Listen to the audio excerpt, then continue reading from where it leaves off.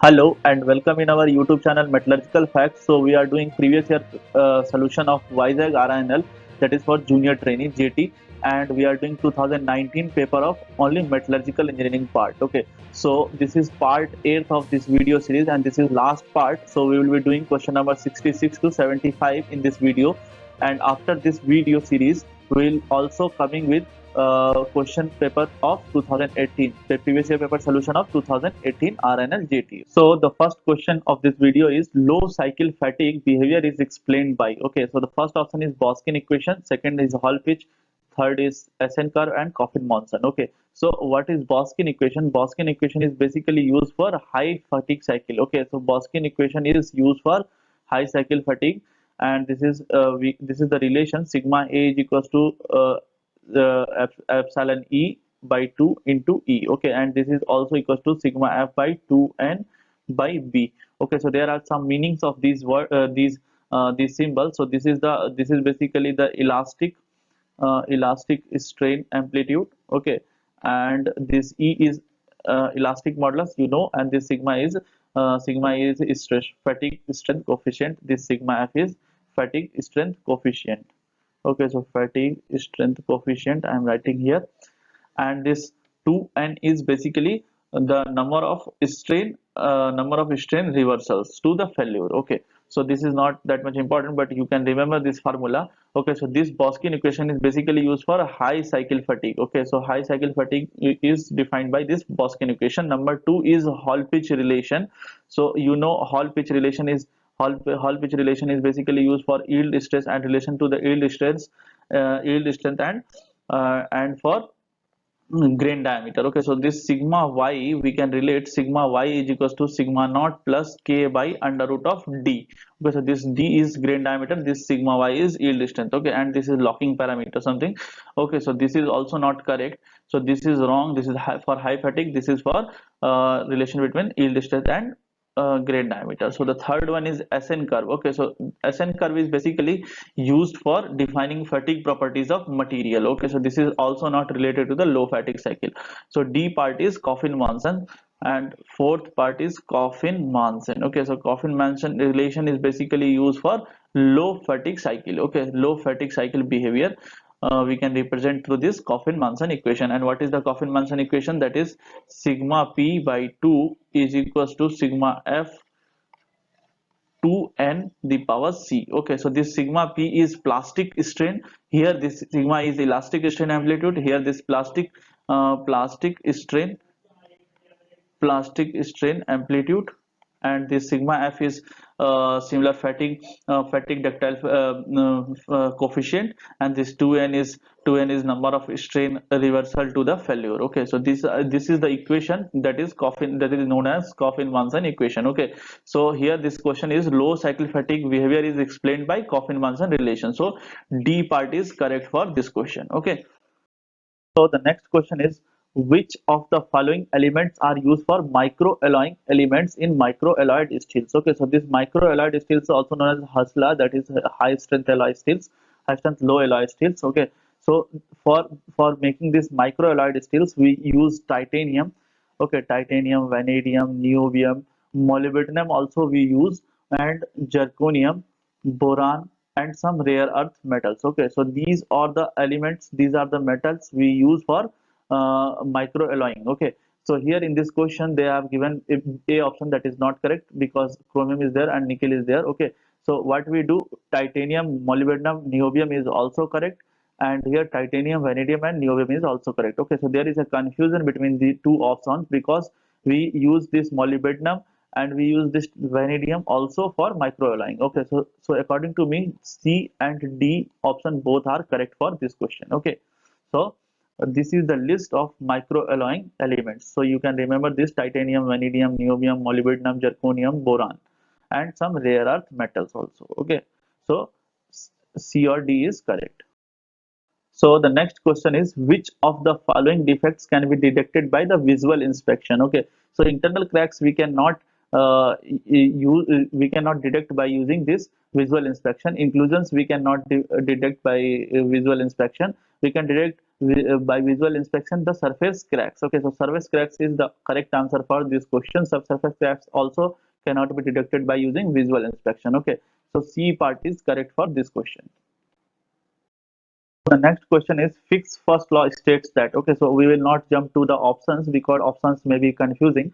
Okay, so we will see what is the Fick's first law. So Fick's first law may be represented by this like this: dn by dt is equals to minus dA by dc by dx. Okay, so here we can represent this dn by dt by j. Okay, so this j is equals to minus d, and that is per unit area. That's why dc by dx. Okay, so this dc by dx is basically concentration gradient. Okay, so this is the Fick's first law, and this J is flux, and that is atomic flux, and this D is diffusion coefficient or diffusion constant value. Okay, so you can see that this J is directly proportional to this dc by dx. And what is this dc by dx? Dc by dx is concentration gradient. Okay, so from here we can say that the Fick's first law states that this atomic flux is directly proportional to this concentration gradient, that is dc by dx. Okay, so A option is correct for this question.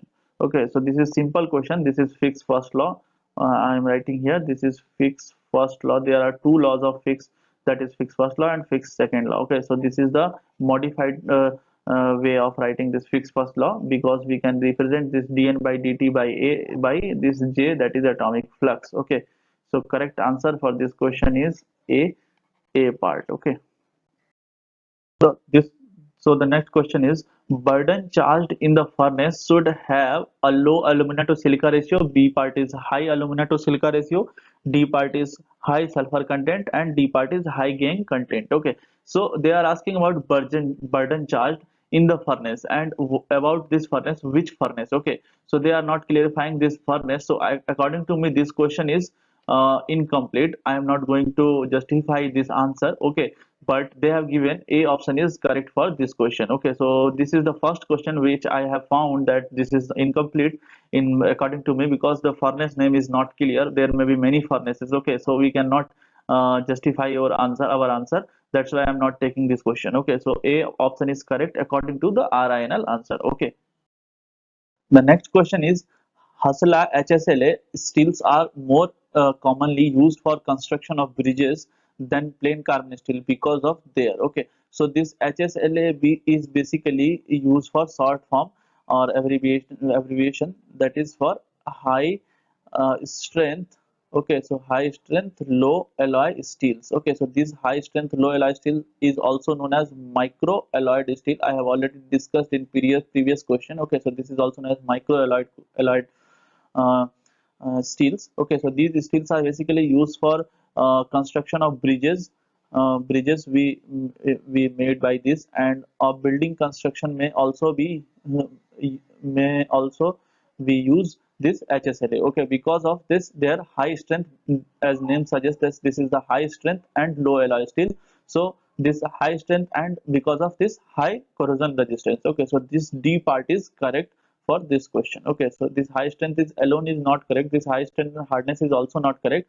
If they will give this toughness, so toughness will correct. Okay, so there they have a high strength, high toughness, and high corrosion resistance. Okay, so D part is correct for this question.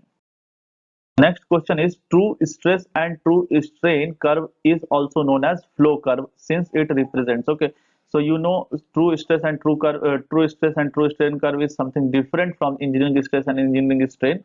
Okay, so you can see in any book here necking gate starts and here fracture occurs. Okay, so this is something different from this engineering stress, because in engineering stress and engineering strain we get like that. Okay, so this is known as flow curve because of because of basic plastic flow characteristics of the material. Okay, so this D part is correct for this question. Okay, so D is correct. Next question is high speed steels. High speed steels, that is also known as HSS. Okay, so sometimes they will give HSS, high speed steels, or you can say this is also known as tool steels, or basically cutting tool steels. Okay, so these are used for cutting tools. Okay, so for cutting tool steels or high speed steels are characterized by, that is red hardness, shock resistance and tempered embrittlement. Okay, so this is not correct. Tempered embrittlement is not related to this high speed steels. Okay, but statement 1 is correct, that is red hardness. Red hardness is something related to this high speed steels, and also this high speed steels are made as a shock resistance. Okay, shock resistance material.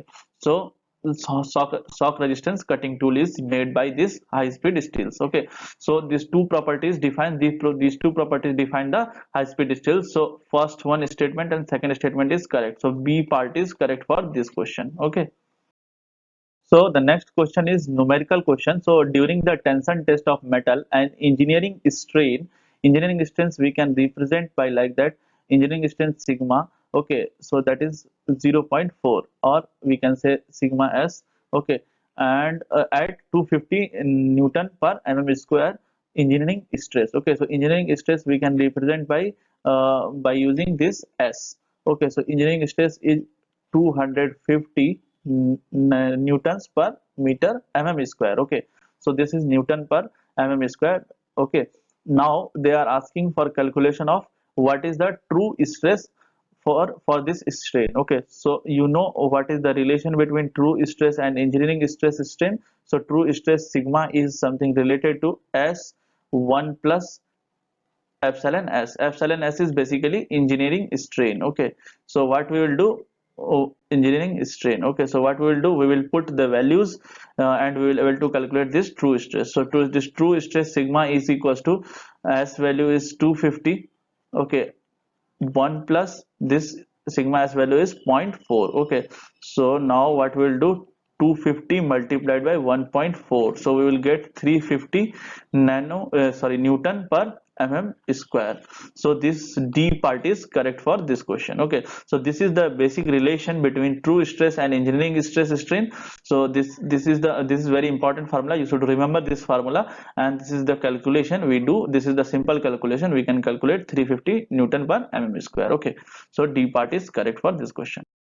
So the next question is sequence of reduction of hematite to the iron in blast furnace is. Okay, so you know this, there is some sequence of reduction of this hematite. Hematite is basically Fe2O3. Okay, so whatever the options starting other than this Fe2O3, they are wrong itself. Okay, so this A part is wrong, B part is wrong, C part is wrong. Okay, so this Fe2O3 first reduced into this Fe3O4, that is magnetite, and after that this reduced in FeO, and most commonly known as FeXO because of non-stoichiometric compound. Okay, so this Fe having value less than 1, that's why we write like that, this X. Okay, so this FeXO is basically austenite. Okay, austenite, and after this austenite we get this Fe. So this is the reduction sequence of this Fe2O3, that is hematite. So hematite reduced in magnetite, then magnetite in austenite, and austenite reduced in this Fe. So in this sequence this D part is correct for this question. Okay, so this is very simple question, you should remember the sequence of reduction of this Fe2O3. Okay, so this D part is correct for this question. Thank you guys for your attention, hope you have understood everything about 2019 paper, and we will soon coming with previous year paper solution of WISAG RINL of 2018 paper. Okay, thanks to ASME Metallurgy for providing previous year paper of RINL WISAG. Thank you, thanks to all of you.